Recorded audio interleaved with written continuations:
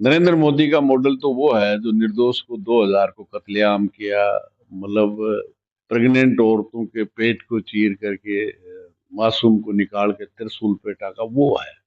बाकी जितने भी पूंजीवादी दल हैं वो बड़ी बड़ी कंपनियों के पैसे से चुनाव लड़ते हैं और जीतने के बाद क्या की खाए बाजरी उसकी बजाते हैं हाजरी। पता है कि अगर अमराराम दिल्ली चला जाएगा तो हमारा बिजली में, तहसील में, थाने में हमारी जो समस्या आएगी तो समाधान कौन करवाएगा। मैं मोदी और अमित शाह से पूछना चाहता हूँ, 11 साल तुम क्या कर रहे थे? अगर 68 लाख विदेशी बिहार में थे तो पूरे दुनिया देश में कितने होंगे? तो मैं ही नहीं रहा, पेमाराम भी एक आप इससे अंदाजा लगा सकते हैं। जो खरबपति उम्मीदवार कांग्रेस का था उसके सामने बीपीएल परिवार से पेमाराम, जिसकी एक विश्वास जमीन नहीं थी, वो जीता। देश का अमीर से अमीर अंबानी और अडानी हो, और चाहे गरीब से गरीब बीपीएल अंत्योदय का हो, उसका भी वही वोट की ताकत है, वही वोट की ताकत। जो काला धन है वो ले आएंगे और 100 दिन में हर देशवासी को 15 लाख, 13 महीने तक, जिसमें 700 से ज्यादा किसानों ने अपने प्राणों की आहुति दी है। भारत पाकिस्तान मंदिर मस्जिद करें कि इसी तरह से अगर मोदी करता रहा तो वो दिन दूर नहीं है जो श्रीलंका से लेकर नेपाल तक हुआ है, वो भारत में भी होना। अभी भी 140 करोड़ में से 80 करोड़ को 5 किलो अनाज देकर के जिंदा रखा जा रहा है। तो आप बताइए फिर किस तरह का अमृत काल है। जय हिंद साथियों, मैं इलियास मोहम्मद खान, आप देख रहे हैं डेगाना न्यूज। हमने कई बूढ़े बुजुर्गों से, यहां तक के बड़े बड़े लोगों से यही सुना है कि किसी को अमर होना है तो वह लोगों के दिलों में जिंदा रहें। लेकिन लोगों के दिलों में जिंदा कैसे रह सकते हैं जब तक आप कोई बड़ा काम नहीं करते हैं। ऐसे ही आज एक शख्स से हम बात करते हैं जो नाम से ही अमर हो चुके हैं, क्योंकि आपकी जवानी के जब हम किस्से किताबों में नहीं और लोगों की जुबानों से सुनते हैं तो एक सुबह की बात थी जब आप खाट के ऊपर सोए हुए थे। 400 के लगभग पुलिस वाले आए। एक धावक के रूप में आपने एक बड़ी दौड़ लगाई और पुलिस वालों को पीछे छोड़ते हुए एक छोटे से गांव में पहुंचे। ऊंट के ऊपर आप सवार हुए। यहां तक कि आपने अपनी पूरी जिंदगी में क्या कुछ स्ट्रगल किया है। आपने राजस्थान विश्वविद्यालय से लेकर कलकत्ता में बिजनेस से लेकर एक राजनीतिक बड़े मंच पर जब बोलते हैं तो कौन नहीं सुनता है। जब बात आती है एक ऐसे जाति से जिसमें ना कोई भगवान है ना कोई अल्लाह है और है तो सिर्फ मजदूर है, वही जाति जिसे हम कहते हैं किसान।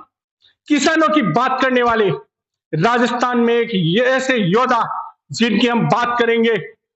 बात मेरे कहने में या इनके सुनने में दम नहीं है। बात होती है जब आप मंच पर बोलते हैं, लोग आपके पीछे कितने होते हैं। ऐसे ही शख्स से हम बात करते हैं, सिक्कर के सांसद कॉमरेड अमराराम से। आपकी एक बात यह भी है कि जब आप विधानसभा का चुनाव लड़के जाते हैं, बस के द्वारा सफर करते हैं और जब विधानसभा के भवन के सामने जाते हैं तो वहां के गार्ड आपको रोक लेते हैं। रोकने का कोई बड़ा कारण नहीं है, रोकने का सीधा यही कारण है आपकी सीधी सादगी, मुंह पर हल्की फुल्की दाढ़ी और नॉर्मल से कपड़े और बस के द्वारा सिक्कर से जयपुर तक का सफर। इसी के साथ ही आपको रोक लिया जाता है कि यार ये आदमी कैसे सांसद हो सकता है। जब अंदर से पूरी बात का पता लगाते हैं तो पता चलता है कि ये वही सांसद हैं। तो सबसे पहले मैं डेगाना न्यूज में सांसद सिक्कर अमराराम जी का तहे दिल से स्वागत करता हूं। बहुत बहुत आपका न्यूज को भी बहुत बहुत धन्यवाद। सर, डेगाना न्यूज आज आपके पास आई है और कई किलोमीटर के सफर के बाद में 2 दिन के लंबे इंतजार के बाद में आपने हमें टाइम दिया, इसके लिए सबसे पहले मैं आपका तहे दिल से शुक्रगुजार हूं। तो हम सांसद साहब से बात करना चाहते हैं। सबसे पहले तो उनके बचपन की कहानी, उनके जीवन परिचय और राजनीति की सफर की शुरुआत कैसे हुई, उसको लेकर सर एक बार हमें हमारे दर्शकों को, दर्शक नहीं कह सकते, इनमें ऐसे किसान छुपे हुए बैठे हैं जो हर दिन नए किसान नेताओं को देखते हैं। तो इसके बारे में आप अपने जीवन परिचय के बारे में और आपकी जवानी बचपन के किस्सों के बारे में हमें बताइए। डेगाना न्यूज और आपके तमाम दर्शकों को बहुत बहुत धन्यवाद। तय रूप से मैं तो एक साधारण किसान परिवार में जन्म लिया और 5वीं तक की शिक्षा मेरे गांव मुंडवाड़ा में ग्रहण की। 8वीं तक मैंने काशियावास जो नजदीकी 5 किलोमीटर पे है वहाँ की, और उसके बाद 9th क्लास में सीकर कल्याण हायर सेकेंडरी स्कूल में आ गया, और उसके बाद में कल्याण कॉलेज और फिर एजुकेशन प्राप्त की। और एजुकेशन प्राप्त करते हुए ही जो विद्यार्थियों की समस्याएं थी, चाहे फीस का है, भौतिक सुख सुविधाओं का सवाल है, विद्यालय और महाविद्यालय में उसके लिए संघर्ष किया और स्टूडेंट फेडरेशन ऑफ इंडिया के सदस्य और संगठन के कार्यकर्ता बने। और तय रूप से 79 में पहली बार इस छात्र संघ, स्टूडेंट यूनियन के छात्र संघ के अध्यक्ष का चुनाव लड़ा और उसमें मैं विजयी रहा। तय रूप से उसके बाद लगातार इसी छात्र राजनीति से आगे बढ़ते हुए फिर ग्राम पंचायत मुंडवाड़ा का 2 दफा सरपंच रहा। सरपंच रहते हुए किसान, मजदूर, नौजवान, विद्यार्थी की हक और अधिकारों की लड़ाई लड़ते हुए सरपंच रहते हुए धौल से 1993 में विधायक बन गया, और इसी तरह से 3 दफा धौल से विधायक रहा। फिर भारतीय जनता पार्टी और कांग्रेस ने मिलकर के धौल को रिजर्व कर दिया, तो पड़ोसी दातारामगढ़ से विधायक रहा, और अभी 2024 में सांसद के रूप में जनता ने आशीर्वाद देकर देश की संसद में भेजा। एक छोटा सा सवाल अब मेरे जहन में आ रहा है कि जिस प्रकार से राजस्थान के अंदर कांग्रेस और बीजेपी दो पार्टियां हैं, लेकिन जब सिक्कर की बात आती है, सिक्कर डिस्ट्रिक्ट की बात आती है, तो कॉमरेड एक बड़ा एक अहम पार्टी का रोल होता है। तो वो विशेषतर यहाँ के लोग कॉमरेड को क्यों समझ रहे हैं, बाकी के क्यों नहीं समझ रहे? ऐसा है कि जनता की लड़ाई यहाँ संघर्ष पहले से भी रहा है।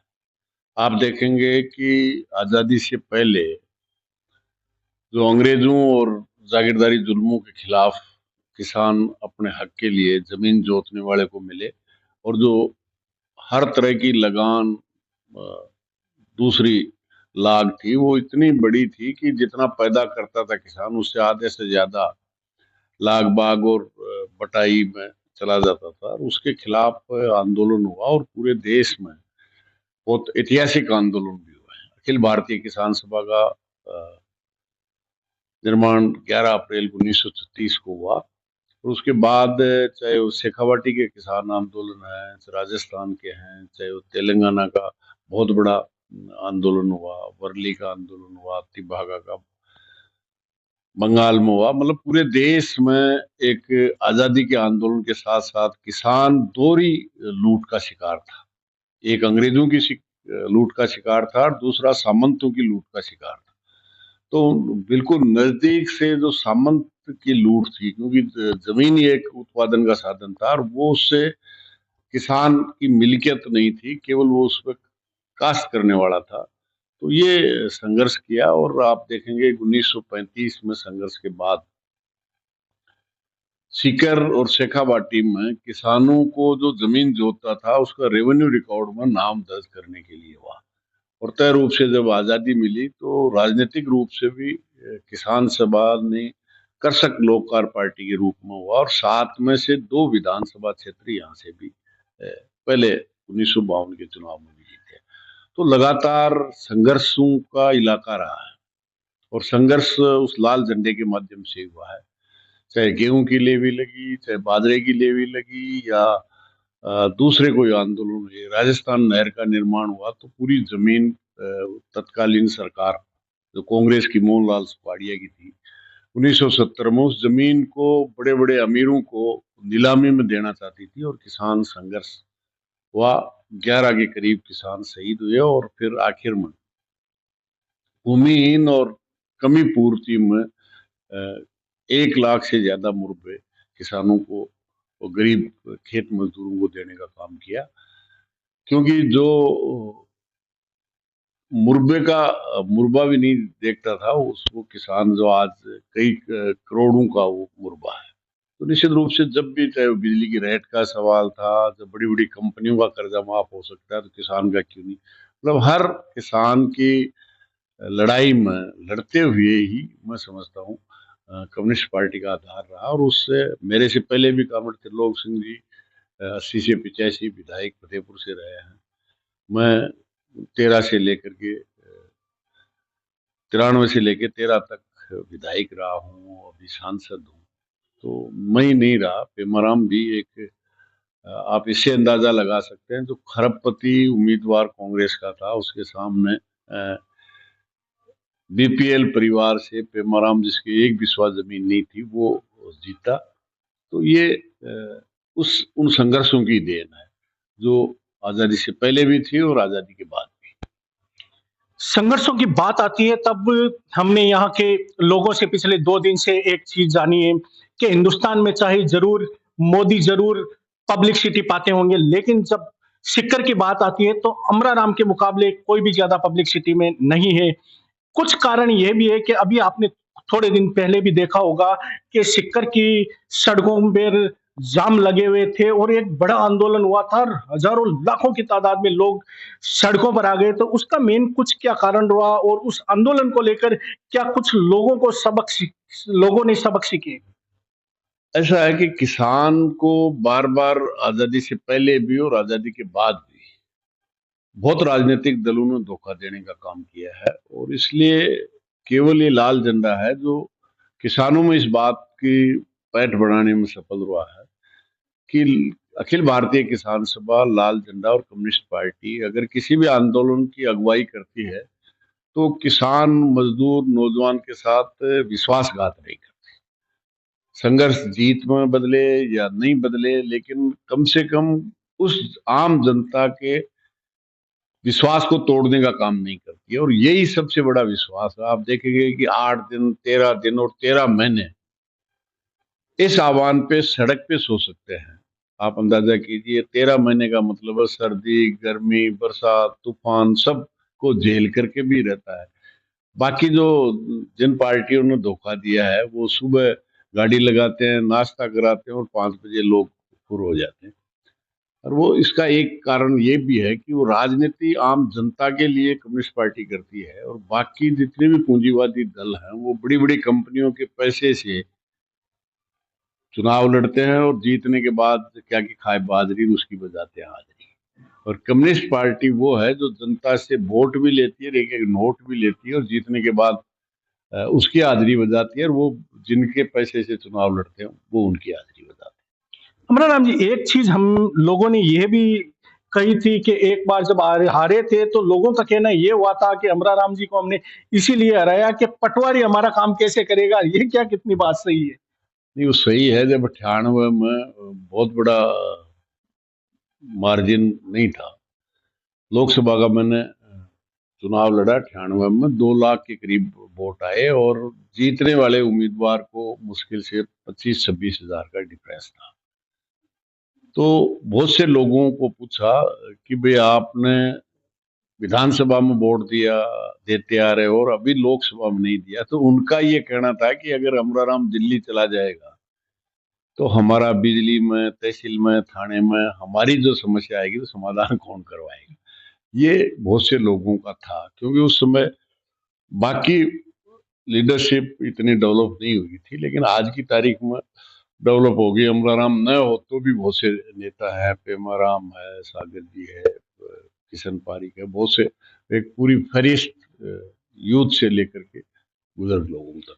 लेकिन अमरा राम जी, जिस हिसाब से अभी हिंदुस्तान की राजनीति चल रही है और हिंदुस्तान की राजनीति और नए नए बिहार के इलेक्शन को लेकर अभी आपने कुछ देखा होगा कि सारी पार्टियां एक तरफ और कुछ पार्टियां जैसे बीजेपी पार्टी या नीतीश की पार्टी ये मिलकर जिस प्रकार से 200 से ज्यादा सीटें लेकर आई है, तो आपको क्या लगता है कि हिंदुस्तान की राजनीति में एक जातिवाद हावी हो चुका है?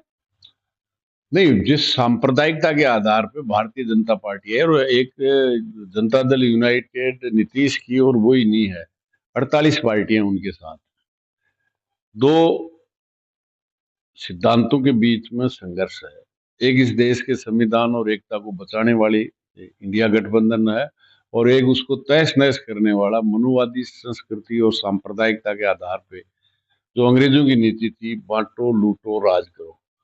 इन दो विचारधाराओं के बीच में संघर्ष है। और जिस तरह से आप बिहार की बात कर रहे हैं, मतलब बिहार के चुनाव को जीतने के लिए एसआईआर लागू किया, special revision, intensive revision voter list का करने का। और आप देखेंगे कि सबसे ज्यादा बिहार का गरीब पूरे हिंदुस्तान में है, वो मजदूरी करने, अपने परिवार को पालने के लिए, और 68 लाख मतदाताओं को वोटर लिस्ट से बाहर कर दिया।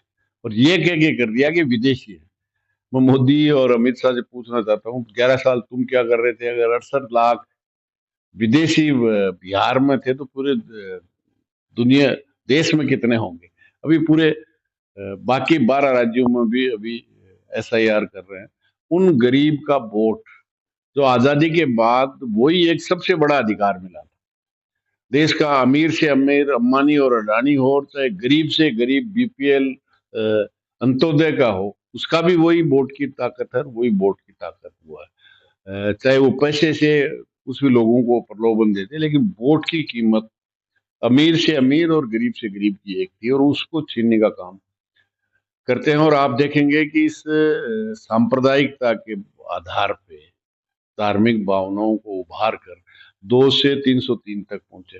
लेकिन अब जो वायदे किए थे नरेंद्र मोदी जब आए, जो किसान से, आम जनता से, नौजवान से हर साल 2 करोड़ को हम काम देंगे, किसान को लागत की 1.5 गुनी कीमत देंगे, विदेशों में नेता और अफसर और कंपनियों का देश को लूट करके विदेशी बैंकों में जो काला धन है वो ले आएंगे, और 100 दिन में हर देशवासी को 15 लाख। अब न वो भाव की बात करते, न नौकरी की बात करते, अब तो हर चीज को देशी और विदेशी कंपनियों के हवाले, चाहे बैंक हो, बीमा हो, हवाई अड्डा हो, बंदरगाह हो, अंबानी, अडानी, टाटा, बिरला को देने में लगे हुए हैं।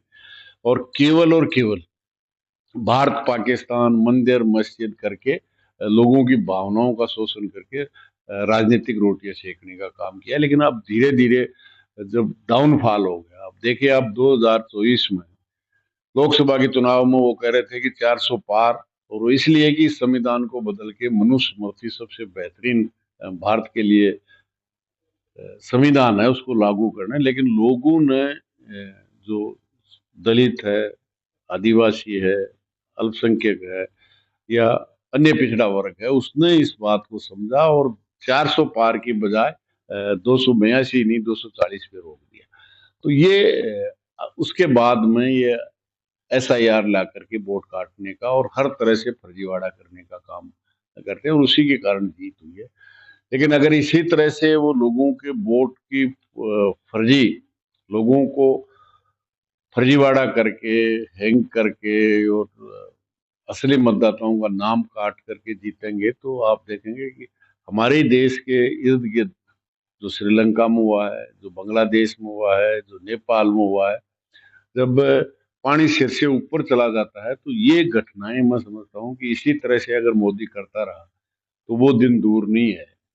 जो श्रीलंका से लेकर नेपाल तक हुआ है, वो भारत में भी होना कोई बड़ी बड़ी बात एक बड़ा आरोप लगाया है कि जिस प्रकार से भारत के पड़ोसी देशों में श्रीलंका, बांग्लादेश और नेपाल में युवा बाहर आए और वहां की सरकार को उखाड़ फेंका, तो इनका एक बड़ा आरोप भारत सरकार पर यह भी है कि जिस प्रकार से आपने इन नीतियों पर काम किया और ये नीतियां इस प्रकार से ही चलती रही, तो हिंदुस्तान का जवान एक दिन जरूर जागेगा और इस प्रकार की घटना हो सकती है हिंदुस्तान में ही देखने को मिलेगी।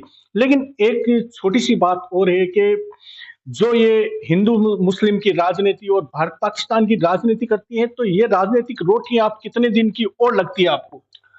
बहुत लंबा नहीं है, क्योंकि आप देखेंगे 1857 आजादी के पहले आंदोलन के बाद अंग्रेजों ने इसी नीति को अपनाया था, बांटो लूटो राज करो, और ये उसी की पैदाइश। आप देखेंगे कि देश की जंगे आजादी में भारतीय जनता पार्टी की आरएसएस, जो पहले जनसंघ थी राजनीतिक दल के रूप में, और जिसकी माँ आरएसएस है, उसका इस देश की जंग आजादी में रत्ती भर भी योगदान होने की बजाय ईस्ट इंडिया कंपनी और अंग्रेजों का साथ देती थी। महात्मा गांधी की आजादी के बाद हत्या की और 1 साल भी नहीं हुआ, क्योंकि महात्मा गांधी देश की भाईचारे की एकता में विश्वास करते थे। वो इनको सबसे बड़ा कांटा लगता था, इसलिए आरएसएस ने उनकी हत्या की। और न केवल महात्मा गांधी की हत्या की, 2002 में 3000 से ज्यादा गुजरात में कत्लेआम निर्दोष लोगों का करके यहाँ तक पहुंचे हैं। और हर बार यही घटनाक्रम है। इसलिए ये सबसे खतरनाक, मतलब विकास की बजाय आप धार्मिक भावनाओं को भड़का करके, मैं समझता हूँ बहुत लंबा नहीं चलेगा। क्योंकि आप देखेंगे कि इसी सांप्रदायिकता के आधार पर पाकिस्तान बना था, उसके दो टुकड़े हो गए। और हमारा देश का संविधान धर्मनिरपेक्ष था। तो आजादी के बाद 1947 के बाद इसकी सीमाएं बढ़ी है, चाहे अरुणाचल हो, गोवा हो, बहुत से ऐसे प्रांत हैं हमारे जो पहले हमारे भारत का हिस्सा नहीं थे, वो आज भारत का हिस्सा है। लास्टली अरुणाचल प्रदेश अलग देश था, वो जो हमारे में मिला है। तो भिन्न भिन्न तरह की संस्कृतियां हैं, धार्मिक हैं, जातियां हैं, वो गुलदस्ता है जिसमें अनेकों तरह के फूल हैं। और वो केवल धर्मनिरपेक्षता के आधार पे आगे बढ़ा जा सकता है। सांप्रदायिकता के आधार पे आप राजनीतिक रोटियां तो सेक सकते हो, लेकिन देश का विकास नहीं कर सकते। इसलिए आज देखेंगे कि निश्चित रूप से ये बहुत लंबे समय तक, क्योंकि भूखे का पेट भरने से ही, रोटी से ही, रोजगार से ही होगा, भूखे वजन नहीं होता वो वाला। तो निश्चित रूप से ये अब लोग इनकी राजनीति को समझने लगे हैं, और उसी का नतीजा है कि अब धीरे धीरे ये फोर्जरी करने लगे। अमराराम जी, एक मेरा छोटा सा सवाल है कि जिस प्रकार से जाटों की राजनीति करते हैं हनुमान बेनीवाल और मुसलमानों की राजनीति करते हैं ओवैसी, तो उन दोनों के बारे में आप क्या कुछ टिक्का टिप्पणी करना चाहते हैं? ऐसा कोई अपने अपने राजनीतिक विचारधाराएं, वो कौन किसकी करता है, लेकिन कम्युनिस्ट पार्टी किसी एक जाति धर्म की राजनीति नहीं करती, वर्गों की राजनीति करती है। मजदूर वर्ग है, किसान वर्ग है, युवा है। और आप देखेंगे इन नीतियों से सबसे ज्यादा इन्हीं वर्गों पे, किसान, मजदूर और नौजवान पे। आज नौजवान जो आज 20 से 25-30 साल का है, वो 55% है भारत में, और उसका भविष्य अंधकार में है। कहीं रोजगार नहीं है, कहीं सरकारी नौकरी नहीं है, क्योंकि जब निजी हाथों में दिया जा रहा है। तो आप देखिए, बिजली बोर्ड का हेल्पर अगर सरकारी होगा तो 40,000 रुपए की तनख्वाह होगी, और ठेकेदार में उसी जगह काम करने वाला होगा तो उसको 8 और 10,000 रुपए में होगा।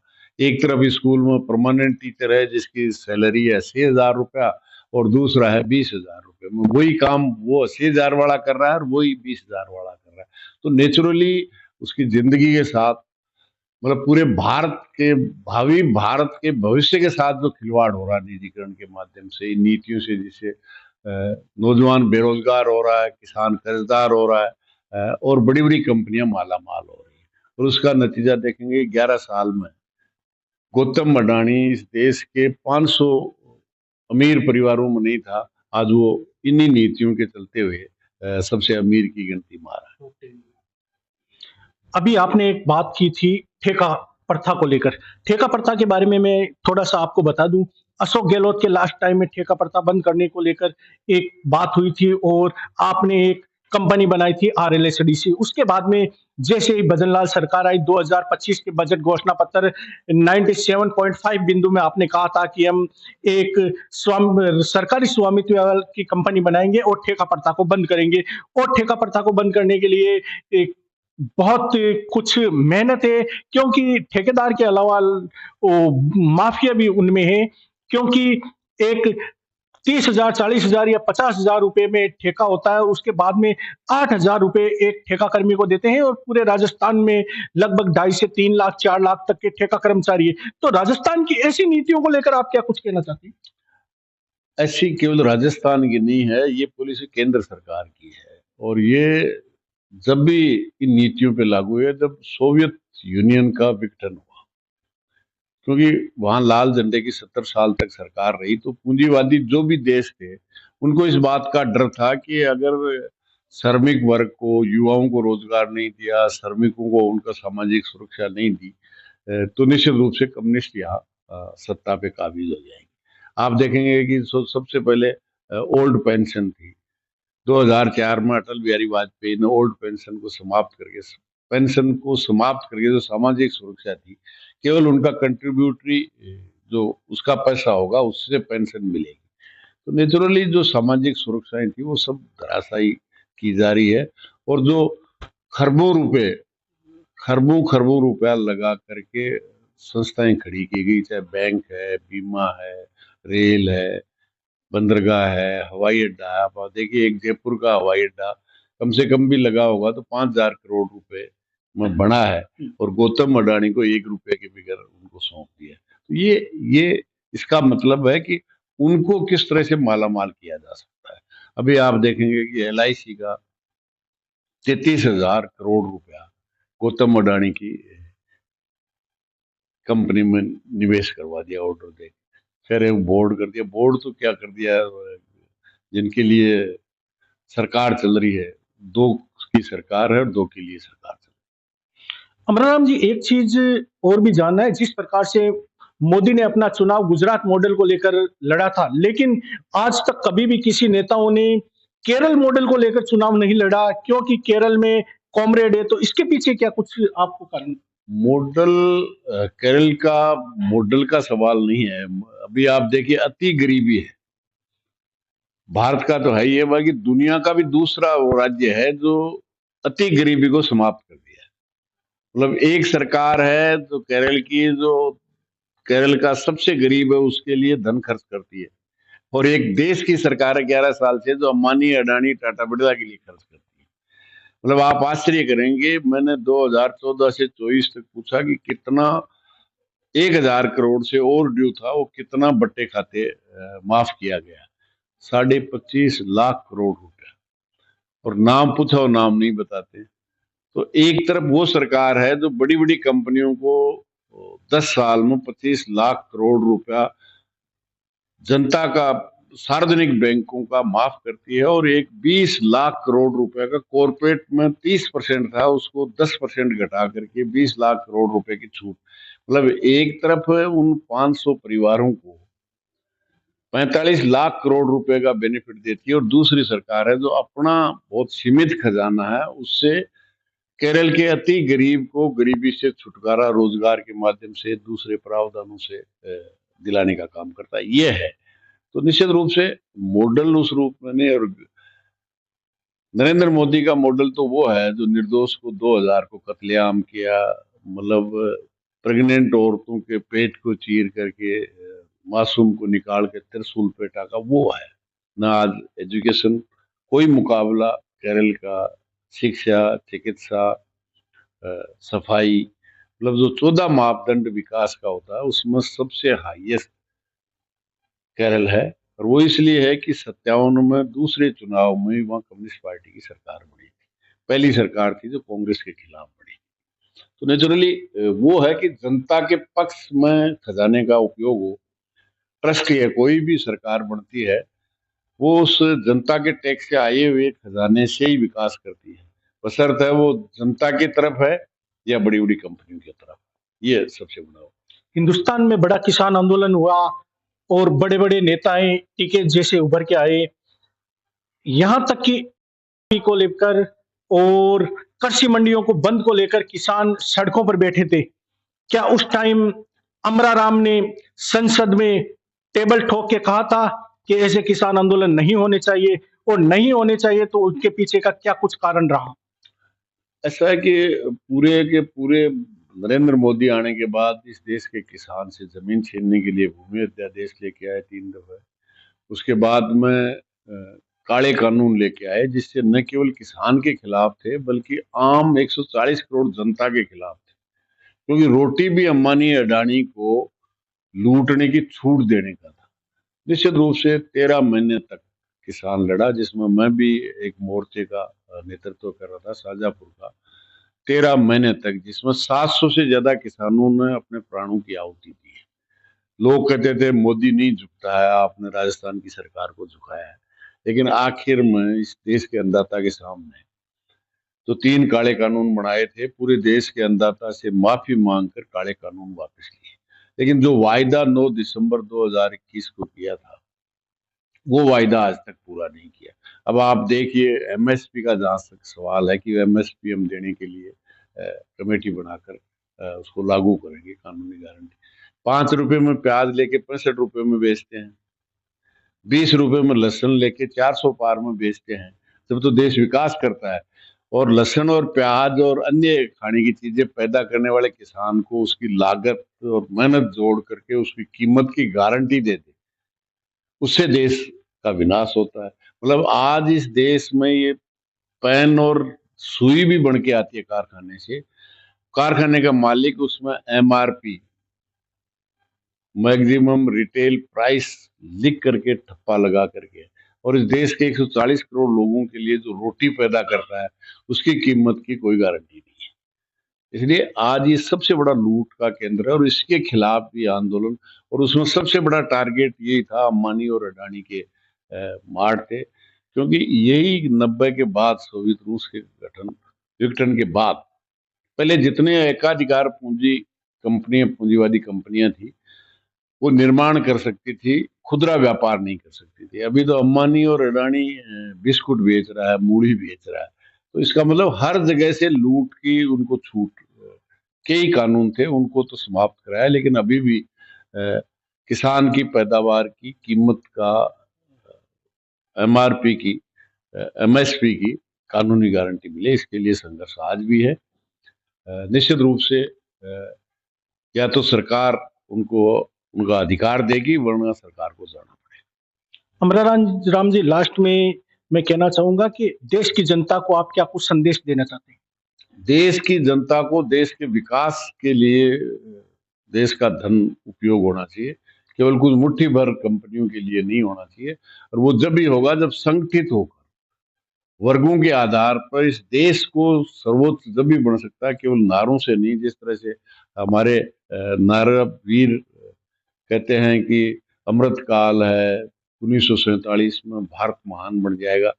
अभी भी 140 करोड़ में से 80 करोड़ को 5 किलो अनाज देकर के जिंदा रखा जा रहा है।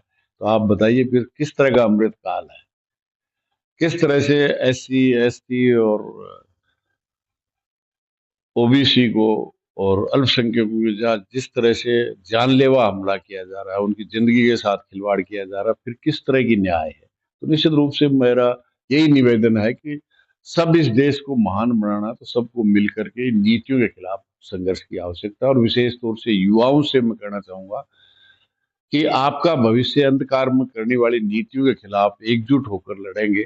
और जब भी नीतियों को बदलेंगे तो देश, जब यहाँ के युवा सशक्त होगा, वो रोजगार हुनरमंद होगा, जब भी देश विकास करेगा। इन करोड़ों हाथों को जब तक काम नहीं मिलेगा, देश महान नहीं बन सकता, देश विकसित नहीं हो सकता। इसलिए देश हमारा विकसित हो, लोगों के पास इन हाथों, बेरोजगारों के हाथ में बंदूक की बजाय रोजगार हो, कलम हो, तो निश्चित रूप से उसकी आगे बढ़े। धन्यवाद। हमने बहुत लंबी बात की सांसद अमरा राम जी से, काफी कुछ कहा इन्होंने। भारत सरकार को पूरा कोस के रख दिया, यहाँ तक कि मोदी, अडानी, अंबानी, भारत सरकार की नीतियों को लेकर आपने काफी कुछ इल्जाम लगाए। इनके बावजूद भी आपने युवाओं को एक जोश भरी बात जरूर कही है कि युवाओं को अब खड़ा होना पड़ेगा अपने रोजगार पाने के लिए और अपनी आजादी के लिए। तो हमने काफी बात की, तो सबसे पहले तो मैं धन्यवाद करता हूं कि आपने हमें टाइम दिया है। इसके लिए मैं अमरा राम जी का तहे दिल से धन्यवाद करता हूं। आप देख रहे हैं डेगाना न्यूज, कैमरामैन देवांशु के साथ में मैं इलियास मोहम्मद खान।